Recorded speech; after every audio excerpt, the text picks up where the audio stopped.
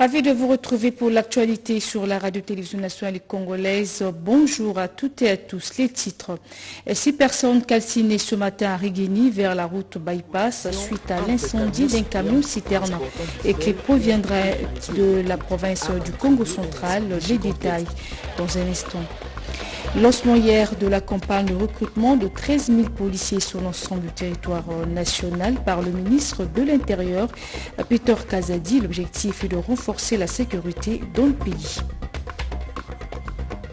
Bienvenue. Pour prendre part au sommet sous la forêt d'Amazonie, le président de la République, Félix-Antoine Tshisekedi, est arrivé au Brésil. Félix-Antoine Tshisekedi va participer à ces travaux en tant que dirigeant du pays, leader du bassin du Congo. Les détails dans nos prochaines éditions d'information. Un événement malheureux est survenu dans la commune de Ngaba. Il s'agit d'un incendie qui s'est déclaré ce matin. Il a calciné 6 personnes. Selon la population, le camion-citerne en provenance du Congo central a heurté sur un poteau du réseau électrique, provoquant ainsi un gigantesque incendie. Les faits avec Iverson Kaboba. Une violente collision entre camion-citerne transportant du fel et un poteau du réseau électrique a entraîné un incendie gigantesque.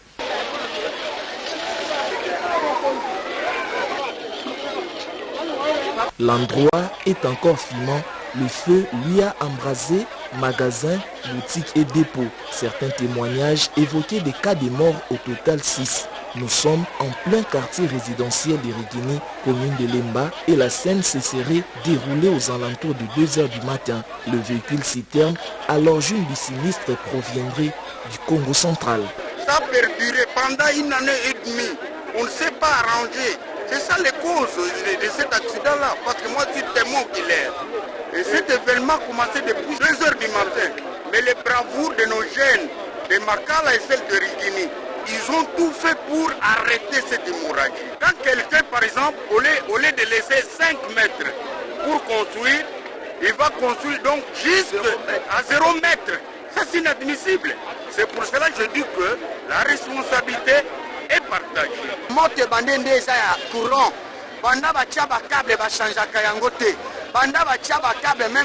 Regardez ce câble de la SNEL.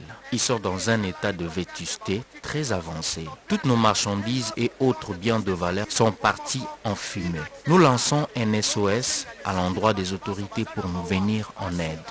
Le vice-gouverneur de Kinshasa, Gérard Moulumba, qui s'est rendu sur les lieux de l'accident, a rassuré la population quant à la prise en charge des victimes de ces drames. J'ai instruit au bourgmestre, les maisons seront détruites.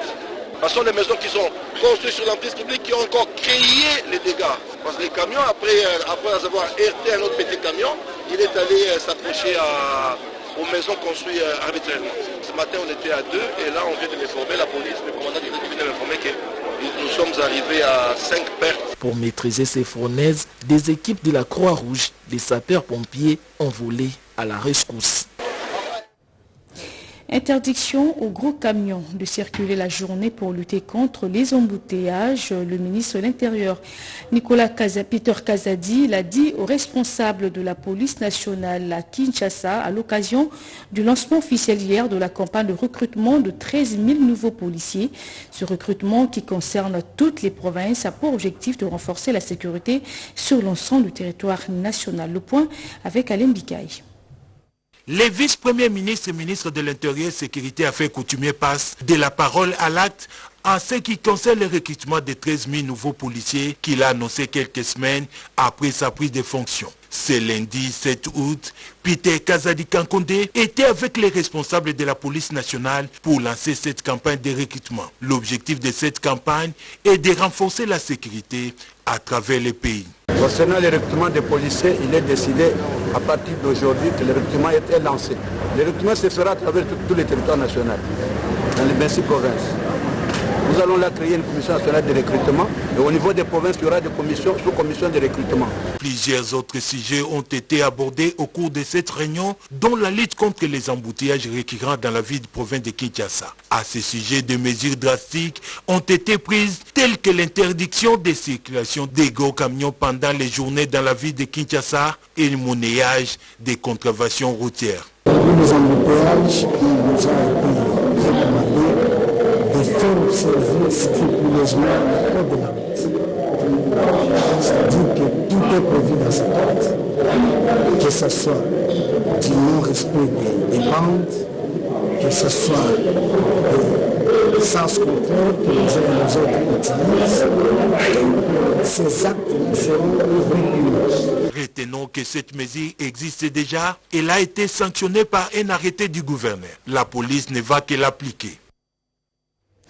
Pendant 7 jours, les conseils d'État gabonais et congolais étaient en séance au travail, une rencontre à forte coloration justice et coopérative. La ministre congolaise de la Justice, Rose Mutombo Kissé, a salué cette initiative. Diane Balaka pour le reportage. Avec la délégation du Conseil d'État gabonais, conduite par son premier président Jean-Paul Komanda, accompagné par la première présidente du Conseil d'État de la RDC, Marthe Odio Nondé, pour le partage d'expériences entre les deux institutions, la ministre d'État, ministre de la Justice et garde de Sceaux, Rose Mutombo Kissé, a salué cette initiative de partager de bonnes pratiques qui s'installent dans leurs États respectifs. Et nos textes que nous utilisons aujourd'hui pour pouvoir gérer le contentieux reposent sur ces bases-là. Et aujourd'hui, nous sommes amenés un peu à échanger sur les méthodes sur lesquelles nous pensons gérer ces conflits, ces contentieux. Et c'est aux magistrats gabonais d'ajouter. Les Gabons, tout comme les RDC, ont hérité des documents de la colonisation. L'objectif est d'améliorer les pratiques judiciaires. Le fait d'échanger les méthodes, les manières de gérer le contentieux peut nous amener aussi à améliorer nos manières de travailler. Son collègue congolais a salué cette initiative de partager de bonnes pratiques car le Conseil d'État du Gabon fonctionne depuis son indépendance. La première présidente du Conseil d'État, Marthe Odio Nondé, s'est réjouie d'avoir beaucoup appris de cette séance de travail de près d'une semaine à Kinshasa et a souhaité que ces genres d'échanges soient pérennes. Cérémonie de passation de charge à l'Institut national de la statistique vendredi dernier. La nouvelle équipe dirigeante a reçu les nouvelles orientations auprès de la ministre du Plan pour la redynamisation de cette structure étatique. Françoise Boué-Labouaki. Vendredi 4 juillet 2023. Les nouveaux animateurs de l'Institut national de la statistique ont été investis par le secrétaire général au ministère du Plan, Daniel Epembe, devant le conseil scientifique.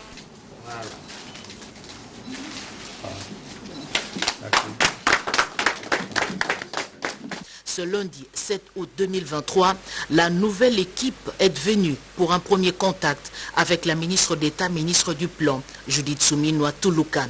Une rencontre d'orientation. Elle nous a rassuré de son soutien et de son appui. Et nous avons à l'INES des experts. Et nous comptons sur l'appui du ministre pour relever l'INES.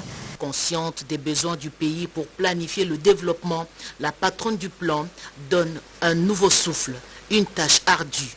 Il a parlé des problèmes de recensement, comment nous pouvons mettre et redynamiser l'Institut national de la statistique en produisant les données statistiques qui peuvent aider les consommateurs, c'est-à-dire le gouvernement et les autres pour faire les plans de développement basés sur les données statistiques qui ne sont pas disponibles pour le moment. Le conseil scientifique de l'INES, dirigé par Kokolo Sébastien, et le comité de gestion sous la coupe d'Élysée Chauvoux ont été invités à s'investir pour aider cette institution publique importante à jouer pleinement son rôle. L'intégration de la RDC au sein de la communauté des États de l'Afrique de l'Est, son importance. Les députés congolais qui siègent dans cette assemblée législative en a parlé au cours d'une audience avec le ministre d'État en charge de l'intégration régionale, Antipas Moussanyamou. C'est le détail avec Sylvie Mouimou. Les 4 députés RD congolais qui siègent au sein de l'Assemblée législative de l'Afrique de l'Est, reçus par le ministre d'État, ministre de l'intégration régionale, Antipas Mboussania Moussi, estiment que l'adhésion de la République démocratique du Congo à la communauté de l'Afrique de l'Est est un défi à relever afin de gagner la bataille de la sécurité et de l'intégrité territoriale. Ils estiment que cette force régionale devrait stopper les intentions bellicistes de certains voisins de la RDC. Pour ces députés, la communauté de l'Afrique de l'Est offre des opportunités économiques que la RDC doit saisir. Ils sont venus confirmer et affirmer la vision clairvoyante du président de la République, chef de l'État, pour dire que c'était judicieux. C'est depuis mars 2022 que le Congo a adhéré à l'EAC. Et c'était une décision responsable. Qu'on se le dise, quelqu'un qui s'oppose à ça, je crois qu'il ne connaît pas bien la situation du pays. Nos populations qui sont à Bukavu, à Goma, à l'est et là-bas, ils dépendent, ils font tout le commerce avec ce coin-là. La chaise vide ne paye pas. Nous pensons discuter de vive voix avec nos collègues, là, on a envie, on discute avec eux pour leur faire voir ce qui est diabolique, ce que nous avons appelé diabolique, puisque les tueries ne sont pas... Nous disons à tout le monde que nous voulons la paix. Et nous avons dit que si l'Afrique souffre, ou si l'Afrique est traversée, c'est à cause de quoi? De tous ceux qui font la vie de la RDC. Nous avons tout ce qu'il faut pour faire démarrer l'Afrique. De son côté, le président du Conseil des ministres de la communauté de l'Afrique de l'Est et ministre des Affaires étrangères, de la jeunesse, sport et culture de la République du Burundi, Ezekiel Bigira, est venu s'entretenir avec le ministre d'État, ministre de l'intégration régionale, Antipas Mboussania Moussi. Les deux hommes se sont réjouis des liens de fraternité entre les deux chefs d'État, à savoir Félix Antoine Tshisekedi Tshilombo et Évariste Ndayishimiye. Quelques experts du ministère de l'Emploi étaient en formation. Ils ont renforcé leurs capacités sur les rouages de la protection sociale axée sur la sécurité sociale. Question d'amener les populations évoluant dans le secteur informel à s'y intéresser à travers les opportunités qu'offre cette assurance. Chrissy Lenzo et Raphaël Sadi ont signé ce reportage. Les activités informelles dans les différentes communautés locales de la RDC, en général et dans les 465 quartiers de la capitale, font vivre beaucoup de ménages. Mais malheureusement, les personnes œuvrant dans ces secteurs informels ne sont pas informées des opportunités qui sont les leurs en ayant une assurance sociale afin de garantir leur sécurité sociale. Parmi eux, les acteurs de la société civile. Quelles sont alors les pistes de solutions à prendre en compte pour garantir leur sécurité sociale? Une question qui a fait l'objet de cette formation d'inter-échange des informations et d'expertise avec les experts des services techniques du ministère de l'Emploi, Travail et Prévoyance sociale sur la protection sociale axée sur les assurances sociales. Et nous avons organisé cet atelier juste pour raisonner ensemble avec les experts en matière de protection sociale axée sur la sécurité, les assurances sociales, ceux de la société civile et ceux de l'État congolais, mais à travers le programme qu'on appelle Programme national de protection sociale et avec la direction de mutuelles et assurances. Et si les gens n'arrivent pas à comprendre l'importance de cet atelier, quelles que soient leurs expertises, ils seront toujours inutiles à l'État congolais. Pourquoi? Parce que chacun de nous aspire à un changement. Et ce changement-là, c'est ce que nous appelons atteindre le niveau de se suffire et de se satisfaire sur tout le plan, mais dans un esprit de la cohésion sociale et de la solidarité nationale. Cette formation organisée par le CONAFED avec l'appui de l'OPC qui s'est clôturé ce 4 août 2023 sera suivi d'un autre séminaire de 2 jours sur les cadres des acteurs ad hoc dans les assurances et autonomie financière de la famille humaine congolaise en fonction de 17 ODD. C'est pour garantir l'accès et la jouissance de tous à leurs droits humains. Elle a reçu le prix chez Champs Production à l'occasion de la journée de la femme africaine. Karine Bouaki, une entrepreneure congolaise, est reconnue par les actions sociales qu'elle mène sur l'entrepreneuriat de la femme congolaise. Chimène Dondo. Apport vision d'un entrepreneur à l'occasion de la célébration de la journée internationale femme africaine. Une cérémonie a eu lieu à la salle polyvalente Africana Palace dans la commune de Lingwala. À cette occasion, le chancelier de nation, opérateur culturel international et homme d'État à son nom, Modeste Tchomba alias Tchomso Production a présenté une dame. En sa qualité d'ambassadrice de la paix à travers le monde, Madame Karine Bouakiyembi, qui était investie au Palais du Peuple, et ensuite il a remis le prix aux leaders femmes entrepreneurs dans le secteur de vivres et frais, en présence du secrétaire général de la culture et le représentant du ministre de l'économie nationale et des affaires sociales. Il a salué le 9e jour de la francophonie organisé par la République démocratique du Congo en soutenant les actions du chef de l'État, Félix-Antoine Tshisekedi Tshilombo. À quelques semaines de la rentrée des classes, les femmes de Moamba ont reçu les moyens nécessaires pour une bonne préparation. Le geste est signé Christelle Kanyembo, un compatriote congolais qui mène une lutte acharnée dans la promotion de l'éducation de la jeunesse congolaise. Junior Bonyoma et Joël Kaimbe. C'est une ambiance conviviale et un résultat d'une forte mobilisation des mamans déterminées à assurer l'avenir de leurs enfants à quelques semaines de la rentrée scolaire 2023-2024. Toumo Amba s'aligne derrière ce jeune Congolais Christelle Kanyembo qui a procédé à la sensibilisation des parents de cette circonscription électorale de la capitale sur l'épanouissement scientifique et moral de la jeunesse congolaise. La quintessence de cette rencontre était une pique de rappel quant à l'importance de la scolarisation de la jeunesse. Nous savons que dans un foyer, le foyer a un pilier principal qui demeure le papa, mais en termes d'éducation dans le foyer, nous nous rabattons souvent sur la maman. Alors nous sommes passés au trac de nos mamans afin qu'elles puissent conscientiser la jeunesse, les enfants, sur l'importance de la scolarisation et promouvoir leur épanouissement tant intellectuel que moral. Nous savons que la rentrée scolaire approche, alors nous avons tenu apporter notre petite contribution. Certes, elle est minime, mais pour nous, c'est déjà un geste qui compte parce qu'au-delà de ce que nous avons posé, nous avons passé un message que nous avons jugé très important et nous savons que ce message portera de fruits dans les jours à venir. Avec la remise des enveloppes tour à tour aux mamans présentes, Christelle Kanyembo et l'Union populaire républicaine s'engagent à soutenir les efforts à travers un investissement à long terme dans les domaines de l'éducation. Dans la province d'Tanganyika, la gouverneure a réuni autour d'elle les responsables politiques membres de l'Union sacrée et les a appelés à l'unité et à la cohésion nationale. Dans l'esprit de restaurer l'unité au sein de l'Union sacrée de la nation, plateforme politique soutenant la vision salvatrice du président de la République démocratique du Congo, Félix-Antoine Tshisekedi Tshilombo, le gouverneur de la province du Tanganyika, Julie Ngungwa Mwayuma, a communié avec tous les fédéraux de cette famille politique dans la salle de banquet de l'hôtel Flora à Kalemi. Plus de 80 partis politiques ont été présents à cette rencontre qui a connu un moment d'échange sur les valeurs de l'Union sacrée, le soutien aux actions du chef de l'État qui en est son autorité morale et le préparatif de son arrivée à Kalemi à l'occasion de la 10e conférence des gouverneurs. Julie Ngungwa Mwayuma, qui coordonne d'office l'Union sacrée au Tanganyika en sa qualité de la représentante légale du chef de l'État, a demandé à ses hôtes de demeurer sages, objectifs et soudés pour l'atteinte de leur objectif commun, celui d'accompagner Félix Tshisekedi jusqu'à sa réélection en décembre 2023. L'union sacrée, mais il est mot union.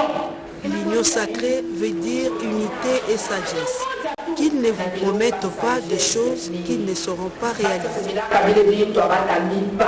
Ce moment d'échange ayant réuni la quasi-totalité des partis politiques de l'Union sacrée implantés au Tanganyika, en l'occurrence ceux du Présidium national, était une aubaine pour les fédéraux de formuler des recommandations à l'endroit de l'autorité provinciale pour la bonne marche de la plateforme. Pétri d'une grande capacité d'écoute et d'analyse, Julie Ngungwa Mwayuma a de nouveau invité ces fédéraux, y compris ceux qui n'ont pas été présents, à rejoindre la table ronde du dialogue pour l'assise du dimanche 13 août qui sera consacrée à l'interprétation de la charte constitutive et la structuration officielle de l'Union sacrée, province du Tanganyika. Norbert Basengezi Katintima, élu président du MILAPRO, ministère des laïcs protestants. C'était au cours du congrès national de cette structure. La cérémonie de clôture s'est déroulée sur le site Chaumba, dans la commune de la Gombe le week-end dernier. Paulette Lomba nous en parle. Élu à la tête du ministère de laïcs protestants avec 207 voix sur 215, Norbert Basengezi Katintima s'est dit conscient de la lourde mission lui confiée. Un vote organisé à l'issue du Congrès national électif qui avait comme thème « Choisis la vie », dont la clôture a eu lieu le samedi 5 août 2023 au centre d'accueil Monseigneur Chaumba dans la commune de la Gombe. Je me sens beaucoup plus responsabilisé parce que j'étais 10 ans durant président des laïcs protestants du Sud Kivu. Au niveau institutionnel, c'est une promotion normale, mais au niveau des responsabilités, elle devient une responsabilité nationale. Et je dois beaucoup travailler pour répondre aux 3 missions de l'Église, appuyer l'évangélisation, appuyer le développement et le processus électoral.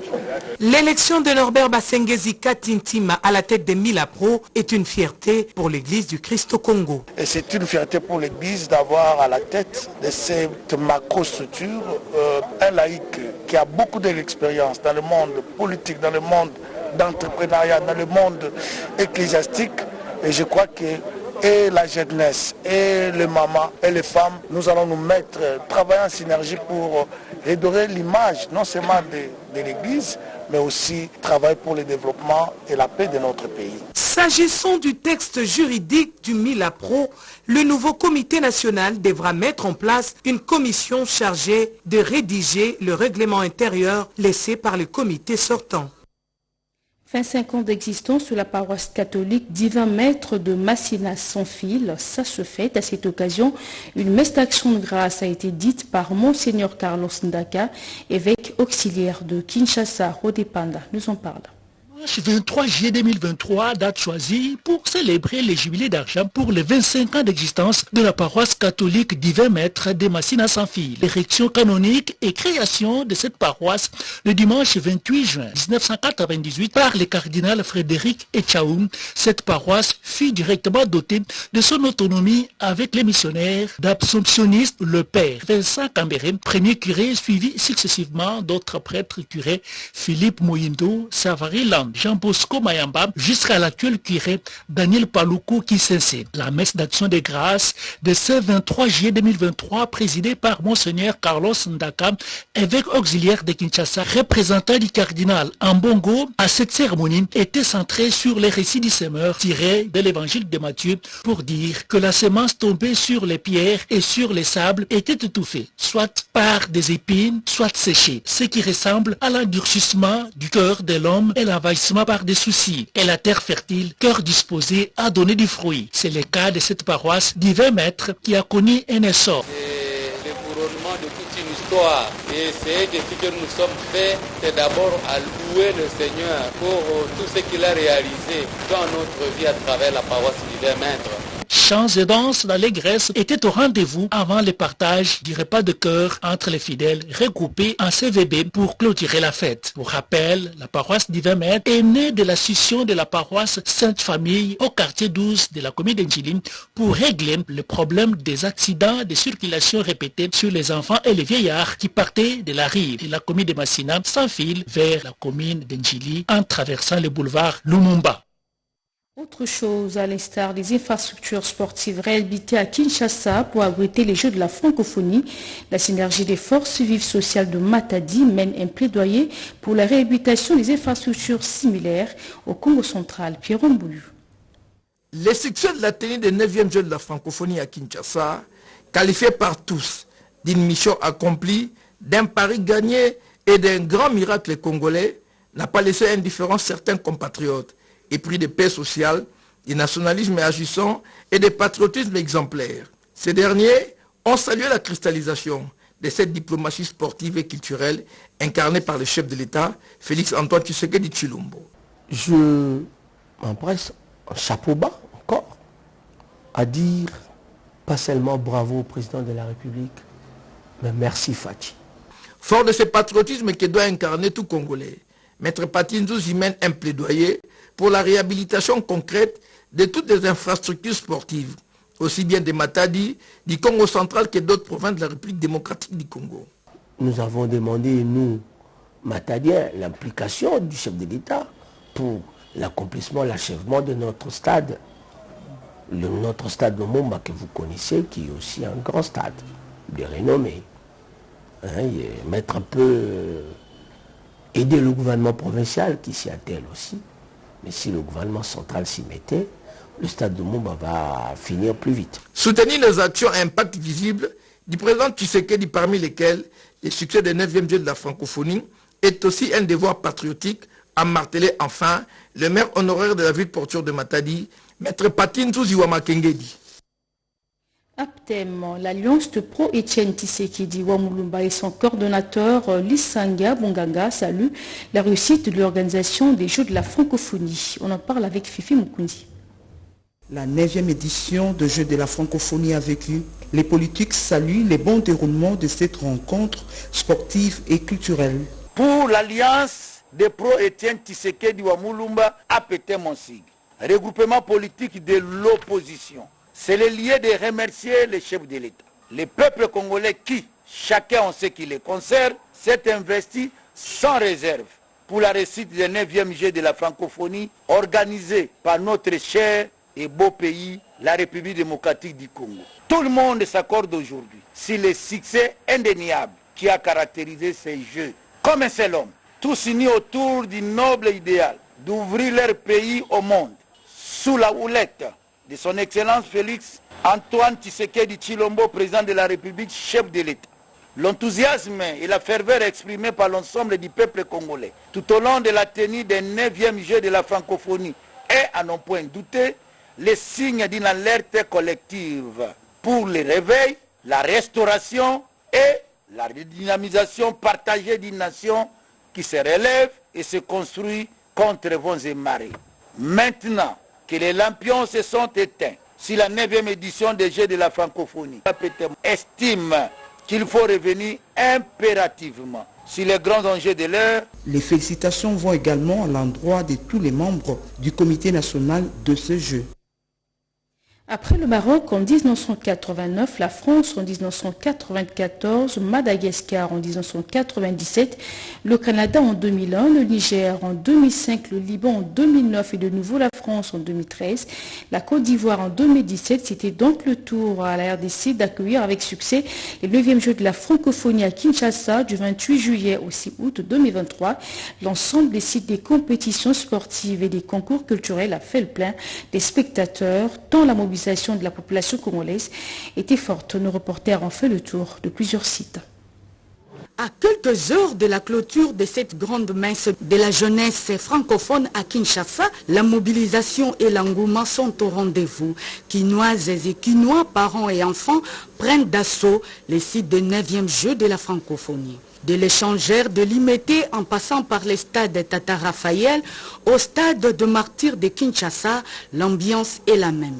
Des séances de photos entre enfants, parents et autres par-ci, de longues files d'attente pour accéder au site par là.